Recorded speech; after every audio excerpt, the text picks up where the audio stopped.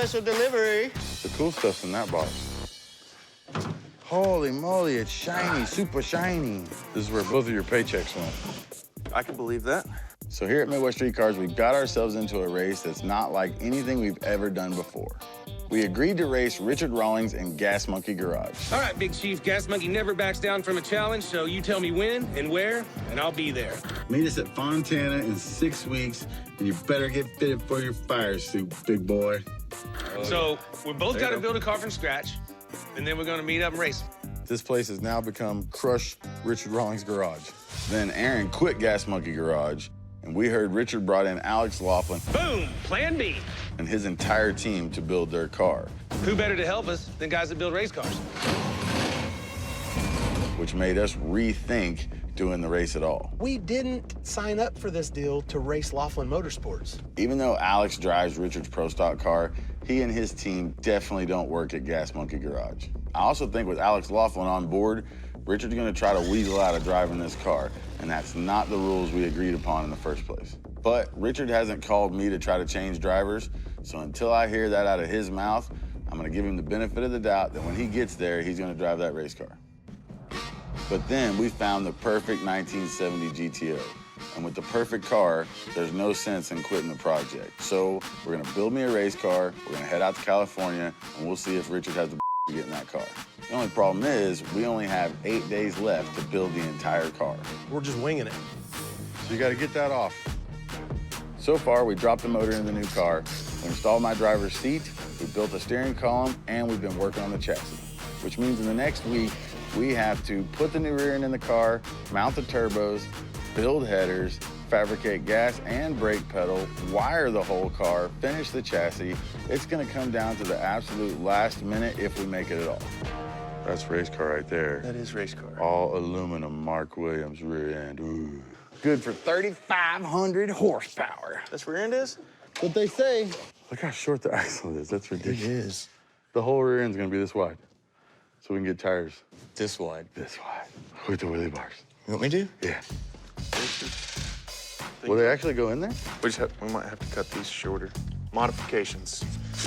Wheelie bars are gonna work. You guys say I'm a hoarder, but we keep those for a reason. We're gonna need brake plates. Let's try these. They're off the original Pro. The name of the game on this build is to use as many in-house parts as possible. We don't have the unlimited budget, the big fancy shop, or the ability to fly in specialists like the guys over at Gas Monkey Garage. Look at that. Nailed it. So granted, we don't have it as easy as Gas Monkey Garage, but honestly, I like building the car this way. All the history in these old parts gives this car soul.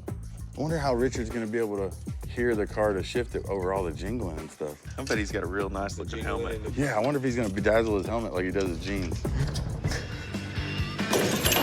Whoa, that one had some pressure on it. How's that even possible? It's all there. Yeah, it sounded like a grenade went off. It's all good. It sounded way worse than what it was, guys. It looked like $10,000 worth of parts went everywhere. For as much work on this car that we have to do and as little time as we have to do it, Jeff and Monkey are getting it done. Well, I'll tell you what, I'm gonna bend that bar, then I'll just trace to it. Yeah. Meanwhile, Sean's having a lot of trouble swapping over the front suspension. Having a good set of shocks is vital to getting your horsepower to the street or the track, but so is a gas pedal, so that's what's next. That'll buff out. So I'm gonna put your gas pedal with this deal. You gonna angle it like that? You want it angled? I don't know. Some people do. Really? Yeah. Like bow-legged people? No, usually people run them over like that. Oh, no, no, I don't want that. That's weird. Okay. I want it straight up and down. I just want it over as far as I can get it, yeah. You know what I'm saying? All right. This piece here runs on the shaft. That's what will allow our gas pedal to pivot, but I need a longer piece of this. I'll be right back. Okay. He's gonna go cut up my car. Cool. As long as he's not cutting up the new car. He's going for the... He said, so that's what we need, huh? Okay, all right. He's cutting it off the building. Since we're racing the clock here, we don't have time for a strict game plan or ordering parts whenever you need them. It's basically get in there, solve the problem in front of you, and keep moving forward. It'll look better when it's painted, maybe. Oh, hey. What, are we going to the river? Yeah, that's what we float down the river Do on. some tubing. What do you got there? So, That looks like my old car.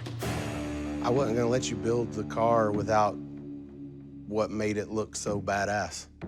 Even though we don't really have a whole lot of time to order in a bunch of custom parts and stuff, we can't build this car without contacting the original people that built the front end for the Crow. It's what makes the car what it was, and it's something we can't do without. There's no way that you rebuilt the old one. I mean, it looks just like the old one with the big front shin spoiler and the grill. That's my grill. That's your grill. This is your Pontiac emblem. That's the grill out of the old This is car. your GTO emblem. All this stuff come off the old car, and there was no way we were gonna rebuild the Crow and not get the same front end that you had one-off made for it. It's carbon fiber, so it's lighter than the other one, That is and so it cool. looks exactly the same. What made my first car so special was all the people that worked on it, all the memories I made with it, and all the special things in my life that happened because of it. It's the baddest on the planet right there. Sean going out and getting this front end made for me is just another thing that makes this car special and perfect. But what are friends for? Now it's just got to win like 3,000 races and $200,000 or $300,000, and No big deal. You're gonna get in this car, and it's gonna be just like an old glove. it'd be like home. Thanks, bro. Beautiful, man. I want to come here, man. Come on, for the real deal. Oh, thanks, buddy. I love it. Thanks, dude, for real. Yeah, they'll be killer, man. All right. You love me. You love me. Yeah, I'm gonna love to beat that thing.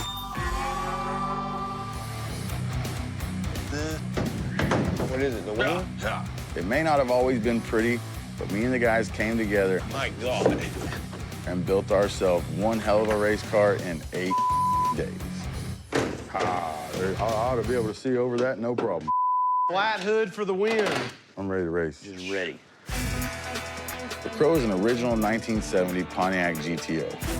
It's got a 482 cubic inch traditional Pontiac engine with a set of 94 millimeter precision turbos. We backed that up with a Rossler 3-speed transmission with super secret close ratios that I will not tell you what they are. It's got an all aluminum Mark Williams rear end and a Fuel Tech ECU that puts the fuel and the fire down the motor's throat. Nailed it.